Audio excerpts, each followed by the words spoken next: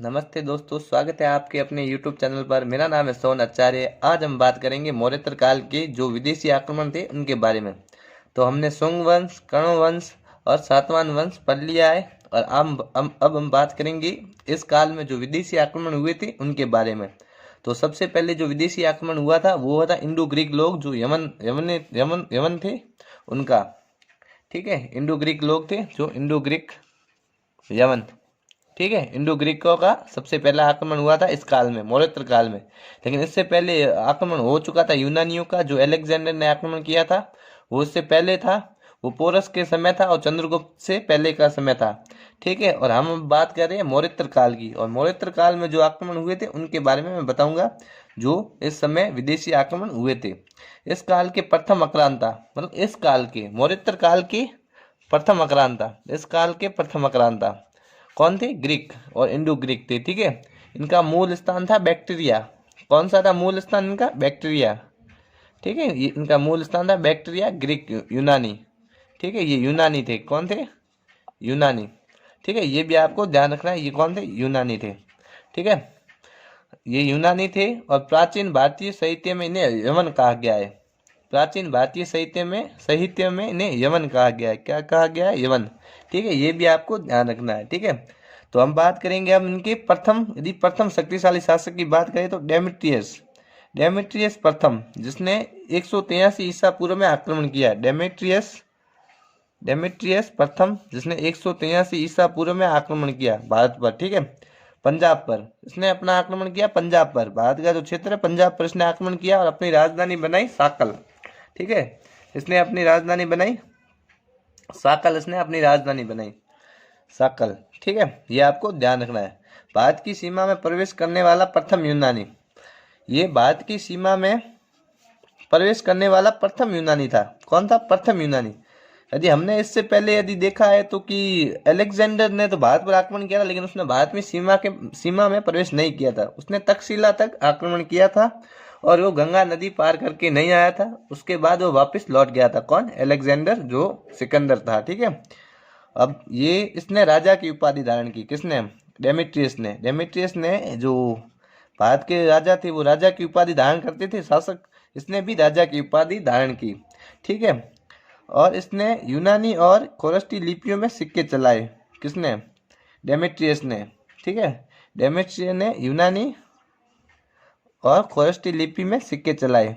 ठीक है, किसने चलाए? डेमेट्रियस ने सिक्के चलाए। ठीक है, इसके बाद एक शासक होता है, हम उन शासकों को पढ़ेंगे जो महत्वपूर्ण है। ठीक है, जो महत्वपूर्ण बार के विदेशी आक्रमण थे, जो यूनानी थे उनके बारे में हम पढ़ेंगे। ठीक है, अब हम पढ़ेंगे यूक्रेटाइड्स। ठीक है, अगला जो शासक है उसका नाम है यूक्रेटाइड्स। ठीक है, यूक्रेटाइड्स क्षेत्र, इसने पंजाब पर आक्रमण किया था। ठीक है, इसका ही क्षेत्र पंजाब तक सीमित था, यूक्रेटाइड्स। ठीक है, यूक्रेटाइड्स तक्षशिला के राजधानी बनाई। इसने अपनी राजधानी कौन सी जगह को बनाई? ठीक है, यूक्रेटाइड्स इसने पंजाब क्षेत्र में आक्रमण किया था और इसने अपनी राजधानी बनाई तक्षशिला को। इसकी राजधानी थी तक्षशिला। ठीक है, इसके बारे में इतनी ही जानकारी मिलती है यूक्रेटाइड्स के बारे में। ठीक है, ज़्यादा सवाल इसके पुटअप नहीं होती है। इससे एक सवाल पुटअप होता है कि यूक्रेटाइड्स ने अपनी राजधानी कौन सी बनाई थी। ठीक है, तो इसने बनाई थी, अपनी राजधानी बनाई थी तक्षशिला को, अपनी राजधानी बनाई थी यूक्रेटाइड्स ने। ठीक है, अब हम पढ़ेंगे मिनेंडर के बारे में, जो महत्वपूर्ण शासक है। ठीक है, इस काल का सबसे महत्वपूर्ण शासक है मिनेंडर। ठीक है, यह आपको ध्यान रखना है कि इनमें सबसे महत्वपूर्ण है मिनेंडर है।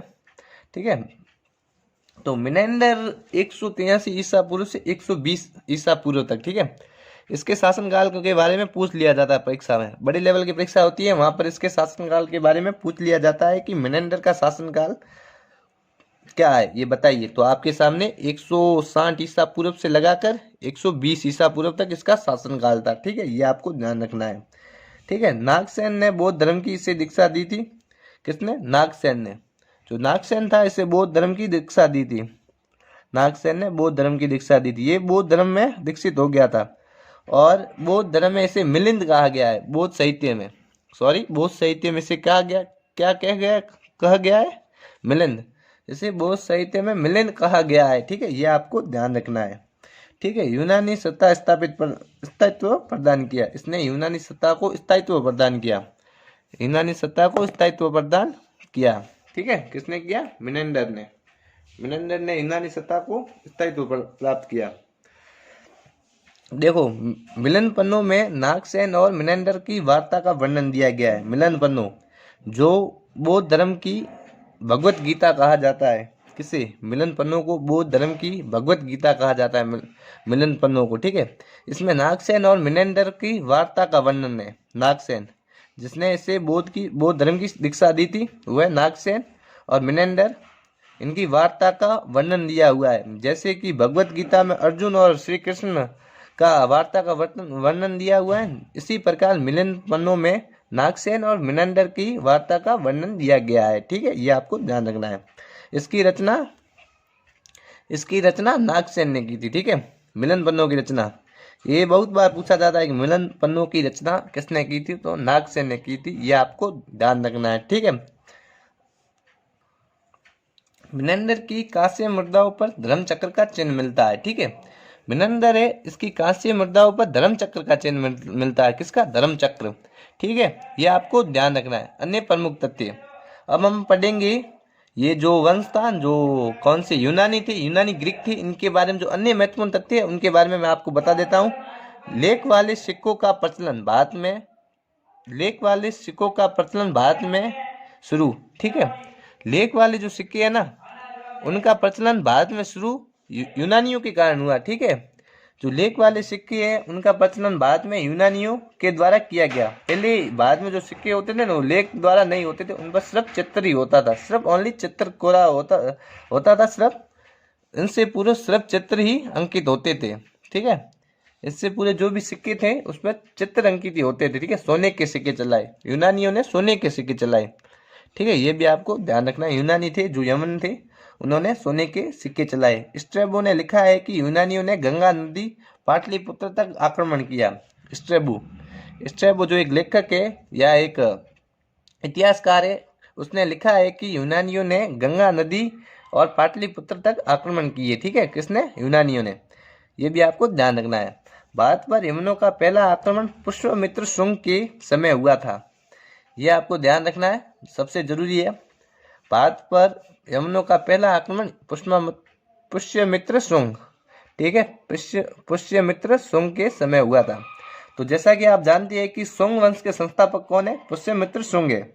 तो शुंग वंश के संस्थापक जो राजा थे पुष्यमित्र शुंग के समय यमनों का पहला आक्रमण हुआ, ठीक है। वो आक्रमण किया था डेमेट्रियस प्रथम ने। मैंने आपको बताया था डेमेट्रियस प्रथम ने 183 ईसा पूर्व में सबसे पहले भारत पर आक्रमण किया। कब किया? 183 ईसा पूर्व में, ठीक है। 183 ईसा पूर्व में, यह आपको ध्यान रखना। 183 ईसा पूर्व में सबसे पहले डेमेट्रियस ने आक्रमण किया था। किस पर किया था? भारत पर किया था।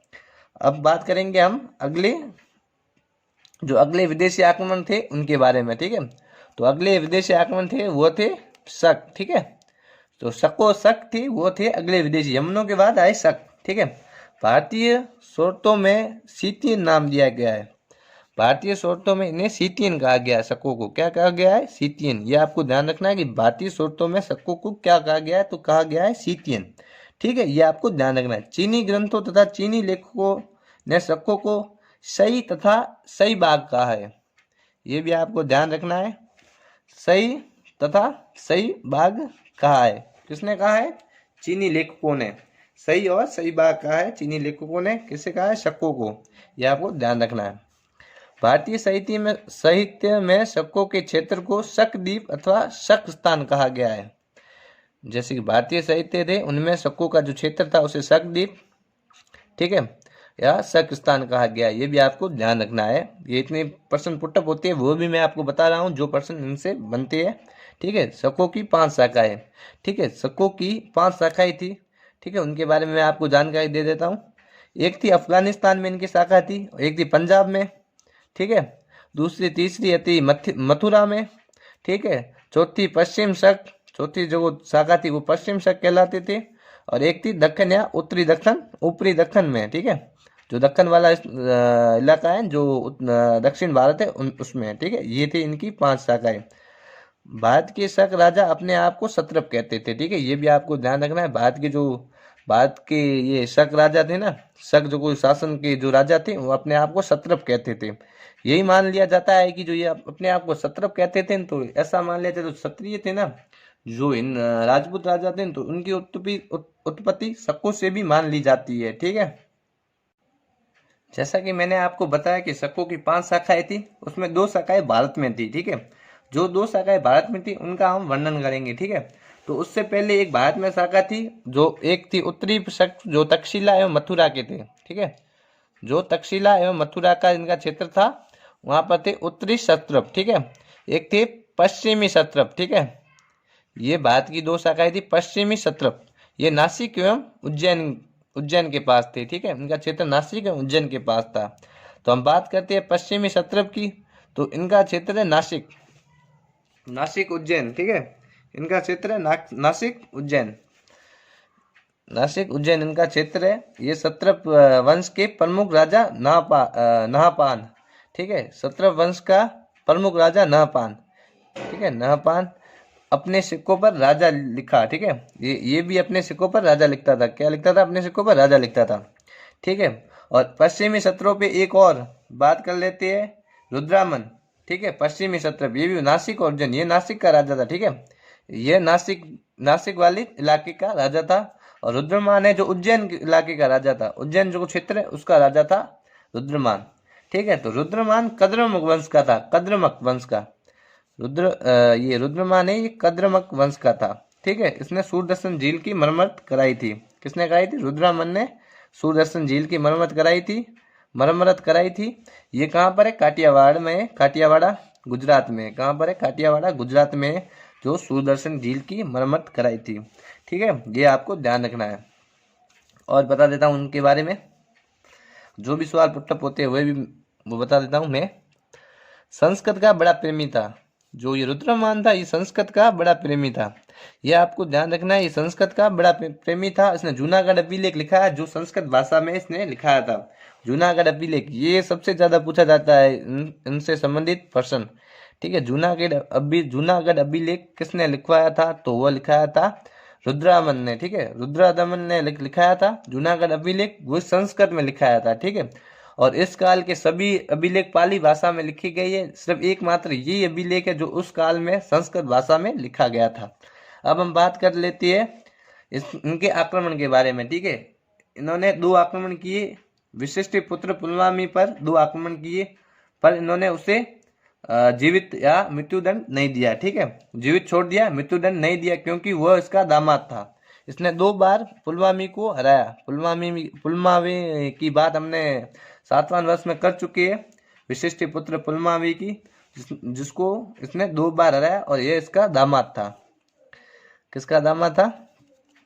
इसका रुद्रमन का ये दामाद था। कौन था? पुलमावी। ठीक है, पुलमावी का दामाद था। शंको को अंतिम शासक रुद्रसिंह तृतीय था, इसे चंद्रगुप्त तृतीय ने हराया था। शक्को का अंतिम शासक रुद्रसिंह तृतीय था। ठीक है, इससे चंद्रगुप्त तृतीय ने हराया था। किसने हराया था? चंद्रगुप्त तृतीय ने इसे हराया था। और चंद्रगुप्त तृतीय जो विक्रमादित्य, आपने विक्रमादित्य की जो कहानियां पढ़ी है ना, विक्रमादित्य, विक्रम और वेताल की, वो वाले विक्रमादित्य ने हराया था। इसके साम्राज्य को गुप्त साम्राज्य में मिला दिया। ठीक है, जो शंको का साम्राज्य था उसको गुप्त साम्राज्य में किसने मिलाया था? चंद्रगुप्त तृतीय ने, जो विक्रमादित्य के नाम से जाने जाते हैं। ठीक है, इसने चंद्रगुप्त तृतीय ने इसके साम्राज्य को अपने साम्राज्य गुप्त साम्राज्य में मिला दिया। ठीक है, ये थे सब इन ग्रीक और शकों से बनने वाले सब प्रश्न। यदि हमारा वीडियो आपको पसंद आया तो लाइक कीजिए, कमेंट कीजिए और हमारे चैनल को सब्सक्राइब करना ना भूलिए। जय हिंद, जय भारत।